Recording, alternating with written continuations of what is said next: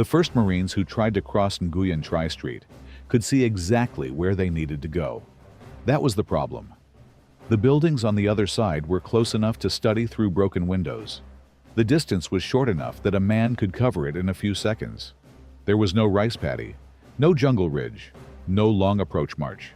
Just a street in Hue, wet from the winter weather, with solid buildings on both sides, and enemy fire already arranged to cover the open ground between them. Foxtrot Company, 2nd Battalion, 5th Marines, had reached the eastern side of that street on the morning of February 5, 1968. Their next objective was across it. To keep moving west through the southern half of the city, they had to put men on the far side, hold a building, then bring the rest of the company through. The first attempt did not become an advance. It became a warning. Men moved toward the opening and were driven back before the company could establish anything secure across the street. Fire came from positions that were difficult to separate. A window might hold a rifleman. A deeper room might hold a machine gun firing through a narrow opening. Another position could be farther down the block, shooting along the length of the street instead of straight across it. The other side was visible. The people defending it were not. That difference controlled the next several hours. Foxtrot Company was commanded by Captain Michael Downs. His Marines had already spent days learning that Hue did not behave like the war they had trained for.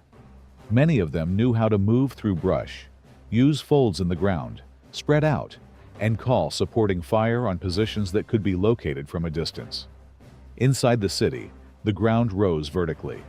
Cover had doors, hallways, roofs, courtyards, stairwells, and interior walls. A building could protect you from the street and trap you at the same time. By February 5th, the Marines south of the Perfume River were trying to clear the city block by block. They had taken important buildings and pushed their line westward, but each move exposed another prepared position. North Vietnamese forces had occupied strong concrete structures, connected fighting locations, and used the streets as firing lanes. They knew which walls could be held, which intersections could be watched, and where Americans would have to leave cover. Nguyen Trai Street looked like one more line on a city map. For Foxtrot Company, it became the edge of the known world. A second attempt needed more than speed. The Marines had to determine where the fire was coming from, and that was harder than it sounds when the people shooting were inside buildings designed to survive weather, age, and in some cases military use. A muzzle flash might appear once and vanish. Dust could jump from a wall without telling anyone whether the shot came from the first floor, the second, or farther down the street. Sound bounced between concrete surfaces. A man could be certain the fire came from his left, while another Marine, only a few yards away, was certain it came from the front. Nobody had time to hold a conference in the open and settle it. The company worked from inside buildings and behind walls, looking for angles. Marines fired at suspected positions. Others watched windows while a small group prepared to move. The plan was practical. Suppress the far side long enough for several men to cross. Then use those men to protect the next group. The street remained open for only a few seconds at a time. That was not enough. The next movement was stopped too. The company still had no dependable foothold on the western side, and now the defenders knew exactly where the Marines were trying to cross. This is where an urban fight begins to work against common sense. The shortest route is usually the route everyone can see. A doorway seems useful because it is already open, which means the enemy has probably studied it. A corner seems like cover until fire starts arriving from a window above it. A wall seems solid until a round comes through it or strikes the edge and sends pieces of concrete into the room. Foxtrot Company could not simply keep sending men through the same opening and call that determination. Courage does not make a bad angle better. They had to change the problem. Elsewhere in Hue, Marines were learning to move through buildings instead of along streets. They broke holes through walls, entered adjoining rooms, crossed courtyards, and tried to emerge where defenders were not waiting. Tear gas was used in some structures because the Marines needed a way to force men out of protected interior positions without destroying every room in front of them. Tanks, ONTOS vehicles, and 106mm recoilless rifles were brought forward to hit strongpoints and open routes. None of those tools solved the city by itself. A tank could place direct fire on a building and still be vulnerable in a narrow street. An ONTOS could hit a firing position with tremendous effect, but its crew needed a clear shot and protection while moving. Smoke could hide movement from one angle and leave another angle open. A hole in a wall could bypass a doorway, then place the first Marine into a room whose layout he did not know. The company's job was to combine whatever worked for the next 20 feet. At Nguyen Trai Street, the defenders had an advantage that did not appear on the map. They had prepared for the crossing. Their positions covered the obvious routes, and reinforcements were moving into the area around the hospital complex. The Marines were not dealing with one gun that could be found and removed. They were dealing with a system of positions that supported one another. When one American element fired at a window, another enemy position could fire on the Marines doing the suppressing. When a group prepared to cross, defenders farther down the street could shoot along the open ground. When Marines tried to shift men to protect a flank, that movement could walk into another prepared area. One of those efforts to adjust the flank ended in an ambush. The street was no longer only blocking the advance. It was beginning to pull the company apart. Downs had to keep enough men watching the crossing, enough men protecting the sides, enough men carrying ammunition, and enough men available to move when an opening appeared. Wounded Marines had to be brought back without exposing more men to the same fire. Radios had to work inside heavy construction. Supporting units needed clear information about where friendly Marines were located, because every building looked different from inside than it did from a map or from a vehicle farther down the block. A few yards could require the coordination normally associated with a much larger piece of ground. By late morning, Foxtrot Company had managed to secure only one building on the western side of Nguyen Trai Street. One building. That sounds small, until you consider what had to happen for it to remain occupied. The first men across needed enough ammunition to hold. Someone had to communicate with them. Other Marines had to cover their windows and keep the enemy from isolating them. If a casualty occurred inside, the company had to decide whether to send more men across, wait for better cover, or risk losing the foothold entirely. The building was not the other side of the problem. It was an island inside it. The Marines inside could look back across the street and see their own company. The company could see them. Between the two groups was a distance short enough to shout across and dangerous enough to separate them for hours. That kind of separation changes how men behave. Nobody wants to leave a small group alone after they have made the crossing everyone else could not make. At the same time, sending men one by one gives the defenders repeated chances to shoot at the same place. The next attempt had to be larger, better covered, or launched from a different angle. There was another issue. The Marines did not have the city sealed off. North Vietnamese units could move through areas the Americans had not yet cleared, reinforce threatened positions, and reappear in buildings thought to be quiet. A company could spend the morning identifying a firing point, then discover that new men had entered the block by the time the next assault began. The defenders understood the ground because they had time to prepare it. The Marines were learning it while being shot at. Colonel Ernest Cheatham, commanding 2nd Battalion, 5th Marines, had already realized that the battle needed different methods. He collected information on urban fighting, gathered weapons that could be used for direct fire, and organized the advance around individual buildings and blocks. His companies were no longer being asked to rush vaguely west. They were being given limited objectives that could be supported and held. That change mattered. Though it did not make the street easy, a company still had to solve the ground in front of it. Headquarters could provide a plan, armor, artillery restrictions, and neighboring units. It could not see the machine gun firing from a dark room halfway down the block. It could not choose the exact second when a squad should leave a doorway. That belonged to the men who were there. During the fighting in Hue, one Marine officer later remembered a young lance corporal proposing a way to get a company across another exposed street. The idea was to roll a 106mm recoilless rifle into position, fire down the street, and use the enormous blast and debris to make the enemy pull back long enough for the Marines to run across. The important part of that story is not the weapon. It is who solved the problem. The suggestion came upward. Hue rewarded rank when rank listened. Foxtrot Company's crossing of Nguyen Trai Street was not one clean moment where a single idea suddenly opened the way. The surviving accounts and operational sequence show something slower. The Marines kept applying pressure, identifying positions, securing what they could, and changing their route through the block. Other companies were fighting nearby, and progress on one part of the line affected what the enemy could continue to hold on another. The street fight was connected to buildings the Marines had already taken, and buildings they still needed. By early afternoon, the company was still fighting for access beyond the street.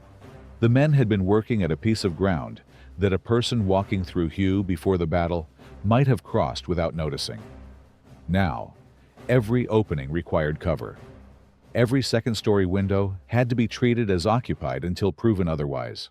Every casualty threatened to consume more men because retrieving him meant entering the same fire lane. The city forced hard choices that rarely appear in a clean account of an advance. Do you move a wounded Marine immediately because he may not survive the delay, or wait until enough fire can be placed on the opposite building? Do you fire into a structure when friendly troops may be close to its rear wall? Do you send the next group through the same doorway because it is the only one available, even though the enemy has already seen it? Do you ask armor to fire when the blast and falling material may affect your own men across the street? Those were not philosophical questions. They were decisions made in rooms full of dust, spent ammunition, radio traffic, and Marines waiting for somebody to point at the next place. And here is something older viewers may recognize from their own work. Whether they served or not, training often gives you the correct procedure for a problem that arrives in the correct shape. The real job shows up crooked. Hue showed up crooked.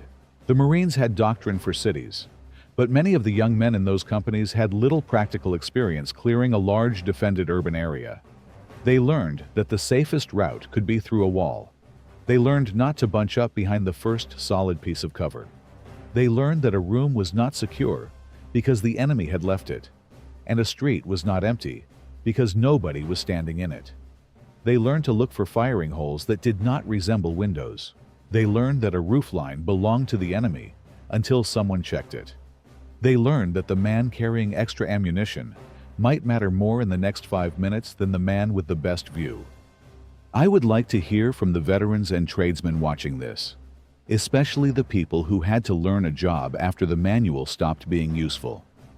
What was the first rule you were taught that the real work forced you to change? Be specific. I think those answers will explain Hue better than another broad statement about adapting under pressure. By the afternoon of February 5th, the Marines had gained ground west of Nguyen Trai Street, but not because the street had become safe. It never became safe in the ordinary meaning of that word. They made it crossable. There is a difference.